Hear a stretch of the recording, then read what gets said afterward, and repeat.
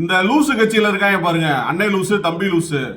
தம்பிகளா, தயவு செய்து நீங்க கத்தி கத்தி சேர்த்தீங்க, மக்கள் உங்களை செருப்பால அடிச்சு விரட்டிட்டாங்க, உங்களுக்கு ஓட்டே போடல. தயவு செய்து புரிஞ்சுக்கோங்க, நீங்க ஒரு கட்சி கிடையாது, உங்க தலைவர் ஒரு தலைவர் கிடையாது, நீங்க ஒரு நல்ல மனிதர்கள் கிடையாது, உங்களுக்கு அதுக்குரிய தகுதி இல்லை அப்படின்னு தமிழ்நாட்டு மக்கள் கிட்டத்தட்ட 10-15 வருஷமா முடிவு பண்ணிட்டாங்க. இன்னும் எப்ப பார்த்தாலும் மைக்கோ பிடிச்சுக்கிட்டு நாங்க அப்படி நீங்க எப்படி அப்படிலாம் நீங்க பேசிட்டு தெரியாதீங்க. நீ தெரிஞ்சு கூட போய் தொலை. ஆனா தமிழ்நாட்டினுடைய முதல்வர் விஜய் அவர்கள் மீதான தனிப்பட்ட தாக்குதலை நீங்க பேசுனீங்க, அவரை அவதூறா பேசுனீங்க அப்படின்னா நிச்சயமா அனைத்து மாணவர் முன்னேற்ற அமைப்பு பார்த்துக்கிட்டு இருக்காது. சாட்டை துரைமுருகன் அவர்களே, விமர்சனம் வைங்க, தப்பு இல்லை. ஆனா தனிநபர் தாக்குதல், அதுவும் தமிழ்நாட்டினுடைய முதலமைச்சர் விஜய் அவர்கள் மீதான தனிநபர் தாக்குதல் நடத்தினால் துரைமுருகன் அவர்களுடைய வீட்டை, அதாவது சாட்டை துரைமுருகன் அவர்களுடைய வீட்டை நிச்சயமாக அனைத்து மாணவர் முன்னேற்ற அமைப்பு முற்றுகையிடும். வாயை குறைத்துக் கொள்ளுங்கள்.